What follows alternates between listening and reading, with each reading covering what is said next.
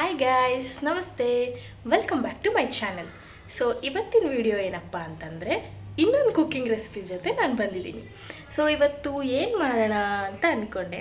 So ನನಗೆ ಈ ದೋಸೆ, ಇಡ್ಲಿ, ಅನ್ನ ಓಕೆ, ಬಟ್ ದೋಸೆ ಇಡ್ಲಿ ಜೊತೆ ಸಾಂಬಾರ್ ಅಲ್ಲಿ ಊಟ ಮಾಡೋಕ್ಕೆ ತುಂಬ ಇಷ್ಟ.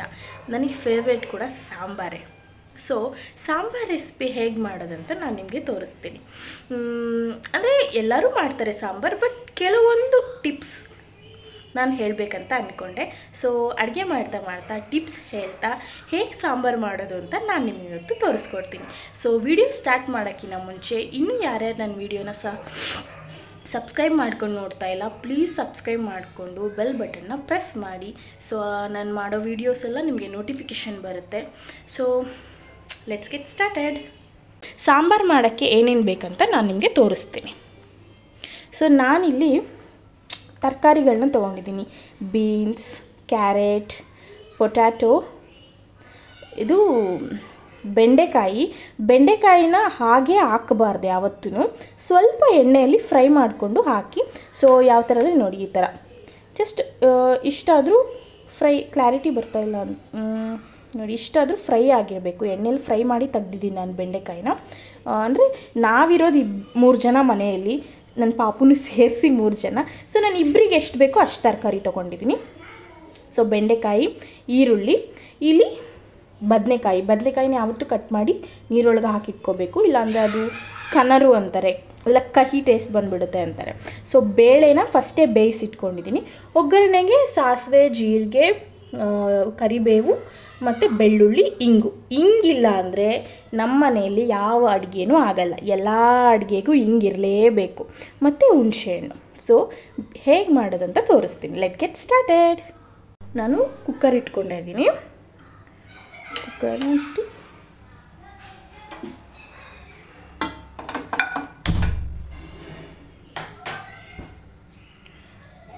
ಗೊತ್ತಿರೋ ಹಾಗೆ ಕುಕ್ಕರು ಬಿಸಿ ಆಗಬೇಕು.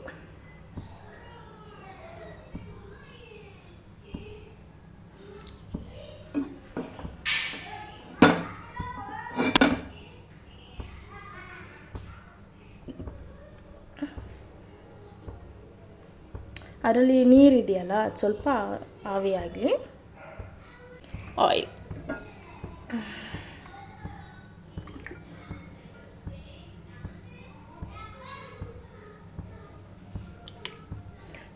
Two tablespoon of oil.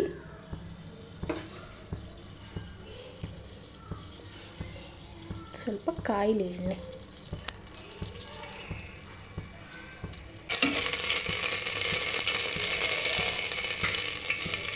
ಇನ್ನು ಎಣ್ಣೆ ಕಾಯ್ದಿದೆ. ನಾವು ಒಗ್ಗರಣೆಗೆ ಏನೇನಿದೆಯಲ್ಲ, ಇದು ಸಾಸಿವೆ, ಜೀರಿಗೆ, ಬೆಳ್ಳುಳ್ಳಿ ಮತ್ತು ಕರಿಬೇವು.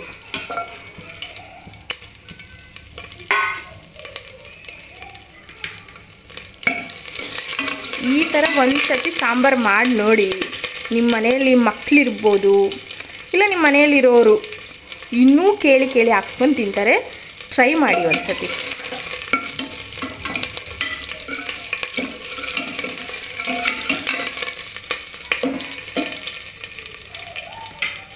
ಸೊ ಇದಾದಮೇಲೆ ಎಷ್ಟು ಈಸಿ ಅಂದರೆ ಸಾಂಬಾರು ಮಾಡೋದು. ಹಿಂಗು, ನಾನಿಲ್ಲಿ ಪುಡಿ ಹಿಂಗು ತೊಗೊಂಡಿದ್ದೀನಿ. ಹಿಂಗೆ ಹಾಕ್ಕೊಳ್ಳಿ. ಹಿಂಗನ್ನ ಅಡುಗೆಯಲ್ಲಿ ಯೂಸ್ ಮಾಡೋದ್ರಿಂದ ಅದರಿಂದ ತುಂಬ ಬೆನಿಫಿಟ್ಸ್ ಇದೆ ಹೆಲ್ತ್ಗೆ. ಬೆಳ್ಳುಳ್ಳಿ, ಹಿಂಗು, ಕರಿಬೇವೆಲ್ಲ ಹಾಕಿದ ಮೇಲೆ ನೆಕ್ಸ್ಟು ಆನಿಯನ್.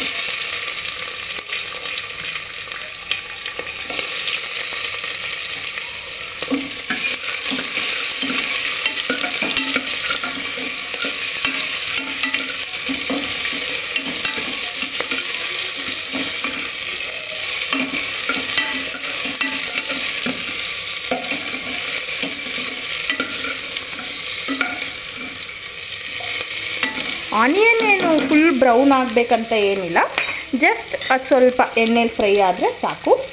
ಸೊ ಈಗ ಟೊಮ್ಯಾಟೊ,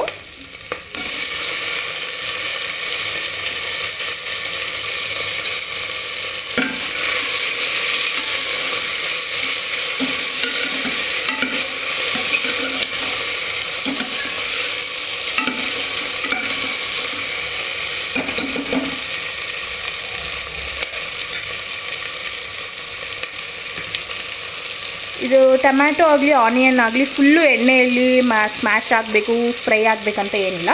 ಜಸ್ಟ್ ಅದು ಸ್ವಲ್ಪ ಎಣ್ಣೆ ಅದಕ್ಕೆ ಹತ್ತಿದ್ರೆ ಸಾಕು. ಸೊ ನೆಕ್ಸ್ಟ್ ಬಂದು ತರಕಾರಿಗಳನ್ನ ಸೇರಿಸ್ಕೋಬೇಕು. ಬದನೆಕಾಯಿ,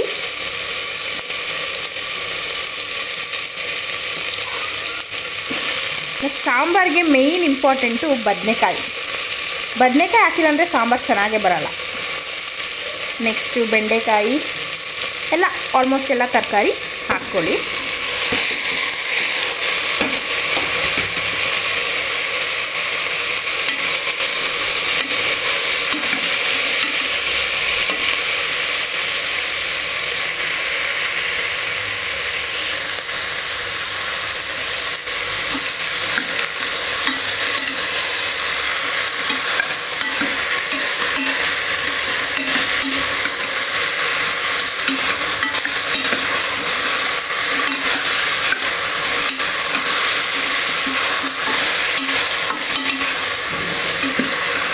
ಯಾವತ್ತು ಬೇಳೆ ಜೊತೆಗೆ ತರಕಾರಿನೆಲ್ಲ ಸೇರಿಸಿ ಒಂದೇ ಸತಿ ಕೂಗಿಸಿ ಸಾಂಬಾರು ಮಾಡೋಕ್ಕಿಂತ ಈ ಥರ ಬೇಳೆನ ಸಪ್ರೇಟಾಗಿ ಬೇಯಿಸಿಟ್ಕೊಂಡು ಆಮೇಲೆ ತರಕಾರಿನ ಸ್ವಲ್ಪ ಎಣ್ಣೆಯಲ್ಲಿ ಫ್ರೈ ಮಾಡಿ ಈ ಥರ ಒಂದು ಸತಿ ಸಾಂಬಾರು ಮಾಡಿ ನೋಡಿ, ಸೂಪರಾಗಿರುತ್ತೆ ಟೇಸ್ಟು.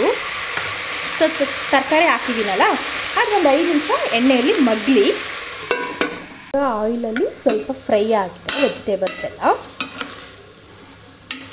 ಸೊ ಈಗ ಮೇನ್ ಟಿಪ್ ಏನು ಗೊತ್ತಾ, ಸಾಂಬಾರಲ್ಲಿ ವೆಜಿಟೇಬಲ್ಸ್ ಎಲ್ಲ ನಾವು ಆಯಿಲಲ್ಲಿ ಫ್ರೈ ಮಾಡ್ಕೊಂಡ್ಮೇಲೆ ಬೇಳೆ ಹಾಕಬಾರ್ದು ಫಸ್ಟು. ಅದಕ್ಕಿಂತ ಮುಂಚೆ ಹುಣಸೆಹಣ್ಣು ರಸ ಹಾಕಬೇಕು. ಸೊ ಈ ಹುಣಸೆಹಣ್ಣು ರಸ ವೆಜಿಟೇಬಲ್ ಜೊತೆ ಎಲ್ಲ ಮಿಕ್ಸ್ ಆಗಿ ಒಳ್ಳೆ ಟೇಸ್ಟ್ ಕೊಡುತ್ತೆ. ಹುಣಸೆಹಣ್ಣಲ್ಲಿ ಕಸ ಇರುತ್ತೆ, ನೀಟಾಗಿ ನೋಡ್ಕೊಂಡು ತೆಗ್ದ್ಬಿಟ್ಟು ಹಾಕಿ. ಗೊತ್ತಿರೋರಿಗೆ ಗೊತ್ತಿರುತ್ತೆ, ಗೊತ್ತಿಲ್ದಿರೋರಿಗೆ ಹೇಳ್ತಾ ಇದ್ದೀನಿ. ಆಮೇಲೆ ಏನೆಲ್ಲ ಹೇಳ್ತಾರೆ ಅಂತ ಅಂದ್ಕೋಬೇಡಿ, ಗೊತ್ತಿಲ್ಲವ್ರಿಗೆ ಹೇಳಬೇಕು. ಈಗ ನಾನು ಒಂದು ವೀಡಿಯೋ ಮಾಡ್ತಿದ್ದೀನಿ, ಒಂದು ರೆಸಿಪಿ ಮಾಡ್ತಿದ್ದೀನಿ ಅಂದರೆ ಕರೆಕ್ಟಾಗಿ ಇನ್ಫಾರ್ಮೇಷನ್ ಕೊಟ್ಟೆ ಮಾಡಬೇಕು. ಸೊ ಇದು ಸ್ವಲ್ಪ ಕುದಿ ಬರಲಿ ಆ ಹುಣಸೆ ರಸದ ಜೊತೆ. ಇನ್ನೊಂದು ಮೇನ್ ಇಂಗ್ರೀಡಿಯೆಂಟ್ಸ್ ತೋರಿಸ್ತೀನಿ ಏನು ಹಾಕ್ಬೇಕಂತ. ನೋಡಿ ಕುದೀತಾ ಇದೆಯಾ. ಮೇನ್ ಇಂಗ್ರೀಡಿಯೆಂಟ್ಸ್ ಏನು ಗೊತ್ತಾ, ಇನ್ನೊಂದು ಬೆಲ್ಲ, 1 ಸ್ಪೂನಷ್ಟು ಪುಡಿ ಬೆಲ್ಲ 1 ಸ್ಪೂನಷ್ಟು ಪುಡಿ ಬೆಲ್ಲ ಹಾಕಿ. ಟೇಸ್ಟ್ ಮಾತ್ರ ಸಖತ್ತಾಗಿರುತ್ತೆ. ನೋಡಿ ಕುದಿ ಬರಬೇಕು ಈ ಥರ ಹುಣಸೆ ಹಣ್ಣಲ್ಲಿ. ಆ ವೆಜಿಟೇಬಲ್ಸ್ ಎಲ್ಲ ಚೆನ್ನಾಗಿ ಕುದಿ ಬರಬೇಕು.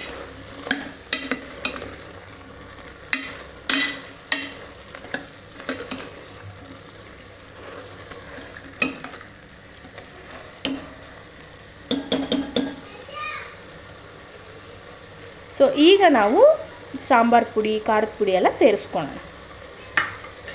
ಬೇಳೆ ಹಾಕೋಕ್ಕಿಂತ ಮುಂಚೆನೇ ನಾವು ತರಕಾರಿ ಜೊತೆಗೆ ಎಲ್ಲ ಸೇರಿಸ್ಕೋಬೇಕು.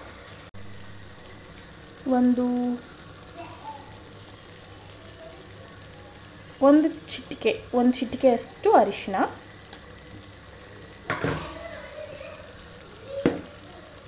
ನಿಮ್ಮ ರುಚಿಗೆ ತಕ್ಕಷ್ಟು ಖಾರ. ನಾನಿಲ್ಲಿ ಖಾರ ಜಾಸ್ತಿ ಹಾಕಲ್ಲ, ಗೊತ್ತಿರೋಂಗೆ ನಮ್ಮ ಪಾಪು ಇದ್ದಾನೆ, ಅವನು ಇದೆ ತಿನ್ನಬೇಕಾಗಿರೋದ್ರಿಂದ ನಾನು ಸ್ವಲ್ಪ ಖಾರ ಹಾಕ್ತೀನಿ ಅಷ್ಟೇ.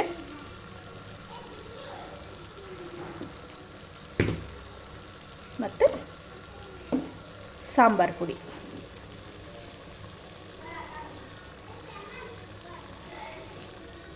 Two spoon sambar powder.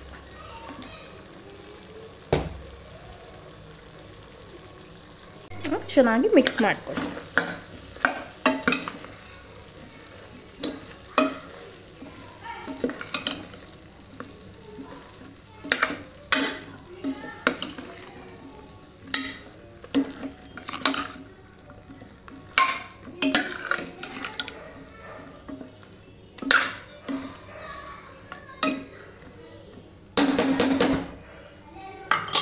ಮತ್ತು ರುಚಿಗೆ ತಕ್ಕಷ್ಟು ಉಪ್ಪು ಕೂಡ ಸೇರಿಸ್ಕೋಬೇಕು. ಇಲ್ಲಿ ನನ್ನ ರುಚಿಗೆ ತಕ್ಕಷ್ಟು ಎಷ್ಟು ಉಪ್ಪು ಬೇಕೋ ಅಷ್ಟು ಸೇರಿಸಿದ್ದೀನಿ.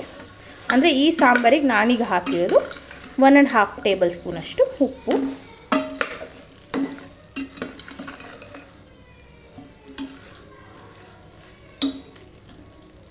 ಸೊ ಈಗ ನಾವು ಇದಕ್ಕೆ ಬೇಳೆ ಮಿಶ್ರಣವನ್ನು ಮಿಕ್ಸ್ ಮಾಡ್ಕೊಳ್ಳೋಣ.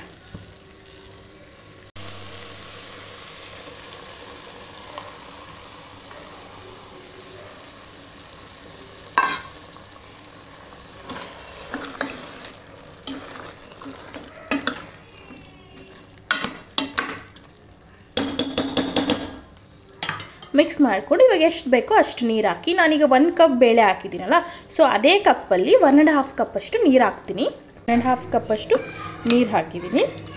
ನಾನು ಬೇಳೆ ಬಂದು ಒಂದು ಟೀ ಕುಡಿಯೋ ಲೋಟ ಇರುತ್ತಲ್ಲ ಚಿಕ್ಕದು ಸ್ಟೀಲ್ದು, ಅದರಲ್ಲಿ 1 ಕಪ್ ಬೇಳೆ ತೊಗೊಂಡಿದ್ದೀನಿ ಅಷ್ಟೇ.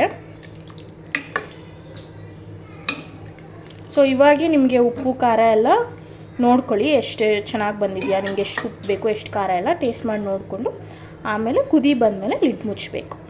ನೋಡ್ಬೋದು ನೀವು ಎಷ್ಟು ಚೆನ್ನಾಗಿ ಕುದಿ ಬರ್ತಾಯಿದೆ ಸಾಂಬಾರು ಅಂತ. ಸೊ ಈ ಸ್ಟೇಜಲ್ಲಿ ನಾವು ಕೊತ್ತಂಬರಿ ಬೇಕಾದರೆ ಹಾಕ್ಕೊಳ್ಳಿ. ನಮ್ಮ ಮನೇಲಿ ಇವಾಗ ಸದ್ಯಕ್ಕೆ ಕೊತ್ತಂಬರಿ ಇಲ್ಲ, ಸೊ ಅದಕ್ಕೆ ನಾನು ಹಾಕ್ತಿಲ್ಲ. ಕೊತ್ತಂಬರಿ ಬೇಕಾದರೆ ಆ್ಯಡ್ ಮಾಡ್ಕೋಬೋದು, ಇಲ್ಲಾಂದರೆ ನಿಮ್ಮ ಇಷ್ಟ. ಬಟ್ ಈ ಕುದಿ ಬಂದಮೇಲೆ ಕುಕ್ಕರ್ ಮುಚ್ಚೋಣ. ನೀವು ಕುಕ್ಕರ್ ಮುಚ್ಚದಲ್ಲೇ ಹಂಗೆ ಮೇಲೆ ಲಿಡ್ಡಿಟ್ಟು ಬೇಯಿಸ್ತೀನಿ ಅಂದರೂ ಕೂಡ ಬೇಯಿಸ್ಕೋಬೋದು, ಬಟ್ ಟೈಮ್ ವೇಸ್ಟ್ ಅಷ್ಟೇ, ಟೈಮು ಗ್ಯಾಸ್ ಎರಡೂ ವೇಸ್ಟ್.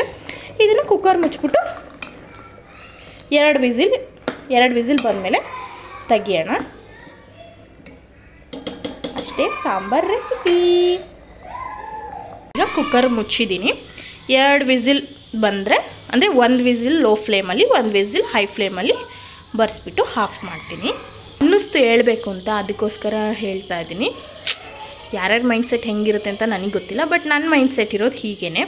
ಅಂದರೆ ಹೆಣ್ಮಕ್ಳು ಮದುವೆ ಆಗೋಕ್ಕಿಂತ ಮುಂಚೆ, ಅಂದರೆ ಹೆಣ್ಮಕ್ಳಿರೋರು ಮದುವೆ ಆಗೋಕ್ಕಿಂತ ಮುಂಚೆ ಮನೆಯಲ್ಲಿ ಇರ್ತಾರಲ್ಲ ಹೆಣ್ಮಕ್ಳು, ಸೊ ಅವರಿಗೆ ಹಿಂಸೆ ಮಾಡಬೇಡಿ. ಅಡುಗೆ ಮಾಡು, ಕಸ ಗುಡಿಸು, ಪಾತ್ರೆ ತೊಳಿ, ಅದು ಮಾಡು ಇದು ಮಾಡು ಅಂತ. ಬಿಕಾಸ್ ಅವರು ಒಂದಲ್ಲ ಒಂದಿನ ಇದೆಲ್ಲದನ್ನೂ ಮಾಡಲೇಬೇಕು. ಸೊ ಎಲ್ಲ ಟೈಮಲ್ಲೂ ಅಮ್ಮನೇ ಇರಲ್ಲ, ಮಾಡಲೇಬೇಕು. ಅದನ್ನು ಆವಾಗಲೇ ಕಲಿಬೇಕು ಅಂತ ಏನಿಲ್ಲ, ಕಲ್ತ್ಕೊಳೋರು ಯಾವಾಗಾದರೂ ಕಲಿತಾರೆ. ಆ್ಯಂಡ್ ಅನಿವಾರ್ಯತೆ ಕಲಿಲೇಬೇಕು ಕೂಡ, ಕಲಿದಂಗೆ ಇರೋಕ್ಕಾಗಲ್ಲ. ಸೊ ಮನೆಯಲ್ಲಿದ್ದಾಗ ಮದುವೆಗಿನ ಮುಂಚೆ ಹೆಣ್ಮಕ್ಳು ಸ್ವಲ್ಪ ಚೆನ್ನಾಗಿ ನೋಡ್ಕೊಳ್ಳಿ. ಅಂದರೆ ಅಡುಗೆ ಮಾಡೋದು ಬೇಸಿಕ್ ಎಲ್ಲ ಹೇಳ್ಕೊಡ್ಬಾರ್ದಂತಲ್ಲ, ಬಟ್ ಅಯ್ಯೋ ಅಡುಗೆ ಮಾಡಲ್ಲ ಇವಳು, ಕಸ ಗುಡಿಸಲ್ಲ, ಪಾತ್ರೆ ತೊಳೆಯಲ್ಲ, ನೀರು ತರಲ್ಲ, ಈ ಥರ ಎಲ್ಲ ಬೈಬಾರ್ದು ಹೆಣ್ಮಕ್ಳನ್ನ ಅಂತ ನನ್ನ ಫೀಲಿಂಗು, ನನ್ನ ಅನಿಸಿಕೆ ಈ ಥರ, ನನ್ನ ಮೈಂಡ್ಸೆಟ್ ಈ ಥರ ಮಾಡಬಾರ್ದೇನೋ. ಬಿಕಾಸ್ ಹೆಣ್ಮಕ್ಳು ಮದುವೆ ಆಗೋದ್ಮೇಲೆ ಖಂಡಿತ ಕಡ್ಡಾಯವಾಗಿ ಮಾಡಲೇಬೇಕು. ಸ್ಟಾರ್ಟಿಂಗ್ ಚೆನ್ನಾಗಿ ಮಾಡಿಲ್ಲ ಅಂದರೂ ಮುಂದೆ ಕಲಿತಾರೆ. ಸೊ ಮನೇಲಿರೋರ್ಗೂ ಹೆಣ್ಮಕ್ಳನ್ನ ಚೆನ್ನಾಗಿ ನೋಡ್ಕೊಳ್ಳಿ. ಯಾಕೋ ಹೇಳ್ಬೇಕಂತ ಅನ್ನಿಸ್ತು, ಹೇಳ್ತಾ ಇದ್ದೀನಿ ಅಷ್ಟೇ. ಪಾಸಿಟಿವ್ ಆಗಿ ಹೇಳಿದ್ದೀನಿ, ನಾನೇ ನೆಗೆಟಿವ್ ಆಗಿ ಹೇಳಿಲ್ಲ. ಅಂದರೆ ಹೆಣ್ಮಕ್ಳ ಜೀವನ ಎಷ್ಟೇ ನೀನು ಲಾಯರ್ ಆಗಿರು, ಇಲ್ಲ ಎಷ್ಟೇ IAS ಆಗಿರು IPS ಆಗಿರು, ಅಡುಗೆ ಮಾಡೋದಂತೂ ತಪ್ಪಲ್ಲ, ಮಾಡಲೇಬೇಕು. ಸೊ ಕಲಿತಾರೆ ನಿಧಾನವಾಗಿ, ಅದೇನು ಅವಾಗೇ ಮಾಡಬೇಕಂತಿಲ್ಲ. ಅವರಿಗೆ ತಾಯಿ ಮನೇಲಿರೋರು ಅಷ್ಟೇ ಅಲ್ವಾ, ಏನು ಮಾಡ್ದಂಗೆ ಜಬರ್ದಸ್ತಾಗಿ ಕೂತ್ಕೊಂಡಿರೋಕ್ಕಾಗೋದು. ಅತ್ತೆ ಮನೆಗೆ ಹೋದರೆ ಇರೋಕ್ಕಾಗಲ್ಲ. ಅದು ಎಷ್ಟೇ ನನ್ನ ಅತ್ತೆ ನಮ್ಮಮ್ಮ ಆದರೂ ಸರಿ, ನಮ್ಮ ಮಾವ ನಮ್ಮಪ್ಪ ಆದರೂ ಸರಿ, ಯಾರಾದರೂ ಸರಿ, ಅವ್ರ ಮುಂದೆ ನಾವು ಅಪ್ಪ ಅಮ್ಮನ ಮನೇಲಿ ಇದ್ದ ಥರ ಇರೋಕ್ಕಾಗಲ್ಲ. ಸೊ ಆದಷ್ಟು ಹೆಣ್ಮಕ್ಳು ಅಪ್ಪ ಅಮ್ಮನ ಮನೆಯಲ್ಲಿ ಮದುವೆಗಿನ ಮುಂಚೆ ಇರೋಷ್ಟು ದಿನ ಚೆನ್ನಾಗಿ ನೋಡ್ಕೊಳ್ಳಿ ಅಂತಲೇ ಹೇಳೋದು ನಾನು. ಆಲ್ಮೋಸ್ಟ್ ಎಲ್ಲ ಚೆನ್ನಾಗಿ ನೋಡ್ಕೊತಾರೆ, ಯಾಕೋ ಹೇಳ್ಬೇಕಂತ ಅನ್ನಿಸ್ತು, ಅದಕ್ಕೋಸ್ಕರ ಹೇಳಿದೆ. ಸೊ ಇದು 2 ವಿಸಿಲ್ ಬರಲಿ, ಆಮೇಲೆ ಬರ್ತೀನಿ ಮುಂದೆ. ಸೊ ಕುಕ್ಕರ್ ಆರಬೇಕಿನ್ನು, ಮೇಲೆ ಹಾರಬೇಕಂತಲ್ಲ, ವಿಸಿಲ್ ಬಂದು ಲೋ ಆಗಬೇಕು, ಪ್ರೆಷರ್ ಲೋ ಆಗಬೇಕು. ಸೊ ಆಮೇಲೆ ಓಪನ್ ಮಾಡಿ ತೋರಿಸ್ತೀನಿ. ಸೊ ನನಗೆ ಕುಕ್ಕಿಂಗ್ ಅಂದರೆ ಇಂಟ್ರೆಸ್ಟೇ, ಡಿಫ್ರೆಂಟ್ ರೆಸಿಪಿ ಟ್ರೈ ಮಾಡೋಕ್ಕೆ. I like to cook. ನನಗೆ ಕುಕ್ ಮಾಡಿ ನಾನೇ ತಿನ್ನೋಕ್ಕಿಂತ ಕುಕ್ ಮಾಡಿ ಬಡಿಸ್ಬೇಕು, ಯಾರಿಗಾದರೂ ಬಡಿಸಿ ಅವ್ರು ತುಂಬ ಚೆನ್ನಾಗಿದೆ ಅಂತಂದರೆ ಮೇಲೆ ಆರ್ಬಿಡ್ತೀನಿ ನಾನಂತೂ. ನಂಗೆ ತುಂಬ ಇಷ್ಟ ಕುಕ್ಕಿಂಗ್ ಮಾಡೋದು. ಆ್ಯಂಡ್ ನಾನೇನು ಮದುವೆ ಆದಮೇಲೆ ಕಲ್ತಿದ್ದು, ಮದುವೆಗೆ ಮುಂಚೆ ಅಂದರೆ ಮನೇಲಿ ಮಾಡ್ತಿದ್ದೆ, ನನಗೇನು ಯಾರೂ ಹೇಳ್ಕೊಟ್ಟಿಲ್ಲ ಈ ಥರನೇ ಅಡುಗೆ ಮಾಡಬೇಕಂತ. ನಾನೇ ಮಾಡ್ತಾ ಕಲ್ತ್ಕೊಂಡೆ. ಸೊ ಇನ್ನೊಂದೇನಪ್ಪ ಅಂತಂದರೆ, ನನಗೆ ನಮ್ಮಮ್ಮ ಮಾಡೋದು ಅಡುಗೆ ಅಂದರೆ ತುಂಬ ಇಷ್ಟ. ಅದರಲ್ಲೂ ಪಲಾವ್ ಎಕ್ಸ್ಪೆಷಲಿ. ನಾನು ಆಫೀಸ್ಗೆ ಹೋಗ್ಬೇಕಾದ್ರೆ ನನಗೆ ಫ್ರೆಂಡ್ಸ್ ಇದ್ದಾರೆ ಆಫೀಸಲ್ಲಿ, ಆಲ್ಮೋಸ್ಟ್ ಆಫೀಸಲ್ಲಿ. ಸೊ ನಾನು ಪಲಾವ್ ಮಾಡಿದ ದಿನ ಮಾತ್ರ ಲೇಟಾಗಿ ಹೋಗ್ತಿದ್ದೆ ಆಫೀಸ್ಗೆ. ಸೊ ನನ್ನ ಫ್ರೆಂಡ್ ಲಕ್ಷ್ಮಿ, ರಾಧಿಕಾ, ನೀವು ನೋಡ್ತಿದ್ದೀರಾ ಈ ವಿಡಿಯೋನ ಅಂತ ಅಂದ್ಕೊಂಡಿದ್ದೀನಿ. ಸೊ ಕೇಳೋರು, ಲಕ್ಷ್ಮಿ ಯಾವಾಗಲೂ ಕೇಳೋಳು, ಇವತ್ತು ನಿಮ್ಮಮ್ಮ ಪಲಾವ್ ಮಾಡಿದ್ರಾ, ಅದಕ್ಕೆ ಲೇಟಾಗಿ ಬಂದ ಅಂತ. ಸೊ ನಾನು ಪಲಾವ್ ಮಾಡಿದರೆ ತಿಂತಾನೆ ಇರ್ತೀನಿ. ನಮ್ಮಮ್ಮ 3 ಹೊತ್ತು ಅಲ್ಲ 3 ಇಡೀ ಜೀವನವರೆಗೂ ಪಲಾವ್ ಮಾಡಿಕೊಟ್ರೆ ನಾನು ತಿಂತಾನೆ ಇರ್ತೀನಿ, ಎಷ್ಟು ಸತಿ ಹಾಕಿದ್ರೂ ತಿಂತೀನಿ. ನಮ್ಮಮ್ಮ ಮಾಡೋ ಪಲಾವ್ ಅಂದರೆ ನನಗೆ ಅಷ್ಟು ಇಷ್ಟ. ಸೊ ನನಗೆ ಅದಕ್ಕೆ ನಮ್ಮಮ್ಮ ನನಗೆ ಎಲ್ಲೂ ಬೇರೆ ಹೋಟ್ಲಲ್ಲಿ ಎಲ್ಲೂ ತಿನ್ನಂಗೆ ಅನಿಸಿಲ್ಲ. ನಮ್ಮಮ್ಮ ನಮ್ಮ ಮನೆಗೆ ಬಂದರೂ ಸಹ ನಾನು ಫಸ್ಟ್ ಮಾಡೋಕ್ಕೆ ಹೇಳೋದೆ ಪಲಾವು, ಇಲ್ಲ ನಾನು ಅಲ್ಲಿಗೆ ಹೋದರೂ ಸಹ ಫಸ್ಟ್ ಮಾಡೋಕ್ಕೆ ಹೇಳೋದೆ ಪಲಾವು. ಅಮ್ಮ ಪಲಾವ್ ಮಾಡು. I love pulao what my mother cooks. So almost ಎಲ್ಲರಿಗೂ ಈಗ ಪ್ರೆಷರ್ ಡೌನ್ ಆಗಿದೆ.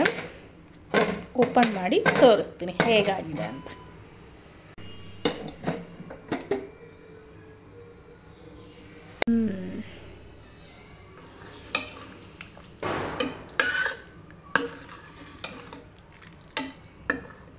So sambar ready. ಗಮ್ ಅಂತಿದೆ.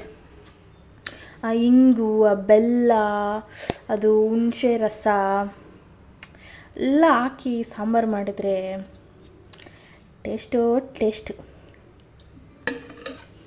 ಸೊ ಟೇಸ್ಟ್ ಮಾಡಿ ಹೇಳ್ತೀನಿ ಉಪ್ಪು ಖಾರ ಎಲ್ಲ ಸರಿ ಇದೆಯಾ, ಯಾವ ಥರ ಬಂದಿದೆ ಅಂತ. ಸೊ ಟೇಸ್ಟ್ ಮಾಡಿ ನೋಡೋಣ ಹೆಂಗೆ ಬಂದಿದೆ ಸಾಂಬಾರು ಅಂತ.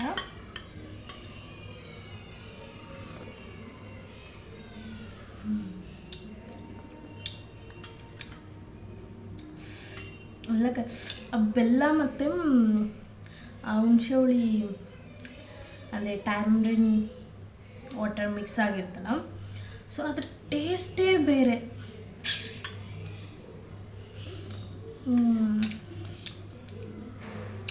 ಚೆನ್ನಾಗಿದೆ, ಟ್ರೈ ಮಾಡಿ, ತುಂಬ ಚೆನ್ನಾಗಿದೆ. ಈಗ ನಾವೇನು ಅಂದ್ಕೊತೀವಿ ಗೊತ್ತಾ, ಅಯ್ಯೋ ಯಾರ ತರಕಾರಿ ಎಲ್ಲ ಕಟ್ ಮಾಡಿ ಆ ಬೇಳೆ ಬೇಯಿಸ್ಕೊಂಡು ಅದೆಲ್ಲ ಹಿಂಗೆ ಮಾಡಿ ಯಾರು ಮಾಡ್ತಾರೆ ಅಂತ. ಒಂದೇ ಸತಿ ಎಲ್ಲ ಕುಕ್ಕರ್ಗೆ ಹಾಕಿ ಬೇಯಿಸ್ಬಿಟ್ಟು ಆಮೇಲೆ ಒಗ್ಗರಣೆ ಕೊಡ್ತೀವಿ. ಸೊ ಅದು ಮಾಡೋಕ್ಕಿಂತ ಈ ಥರ ಟ್ರೈ ಮಾಡಿ ನೋಡಿ, ಸಕ್ಕತ್ತಾಗಿ ಬರುತ್ತೆ ಟೇಸ್ಟು. ಸೊ ಇವತ್ತಿನ ವಿಡಿಯೋ ಇದಾಗಿತ್ತು. ನಾನು ಇಷ್ಟೊಂದು ಪೇಷನ್ಸಾಗಿ ಅಡುಗೆ ಮಾಡಿ ಎಲ್ಲ ತೋರಿಸಿದ್ದೀನಿ ಅಂದರೆ ನನ್ನ ಮಗ ಮಲಗಿದ್ದಾನೆ ಅಂತ. ಸೊ ಅವ್ನು ಮಲಗಿರೋದಕ್ಕೋಸ್ಕರ ನಾನು ವಿಡಿಯೋ ಮಾಡಬೇಕು, ವಿಡಿಯೋಗೋಸ್ಕರ ಮಾಡಿಲ್ಲ. ಇವತ್ತು ನಮ್ಮ ಮನೇಲಿ ಅಡುಗೆನೇ ಸಾಂಬಾರು, ಚಟ್ನಿ, ದೋಸೆ. ಸೊ ಅದಕ್ಕೋಸ್ಕರ ಮಾಡಿದೆ, ಹೆಂಗೆ ವಿಡಿಯೋನೂ ಆಗುತ್ತೆ, ನೈಟಿಗೆ ಡಿನ್ನರು ಆಗುತ್ತೆ ಅಂತ. ಸೊ ಇದಾಗಿತ್ತು ಇವತ್ತಿನ ವಿಡಿಯೋ. ಮಾಡ್ಕೊಳ್ಳಿ, ತಿನ್ಕೊಳ್ಳಿ, ಹೆಂಗಿದೆ ಅಂತ ಕಮೆಂಟಲ್ಲಿ ಹೇಳೋದು ಮಾತ್ರ ಮರಿಬೇಡಿ.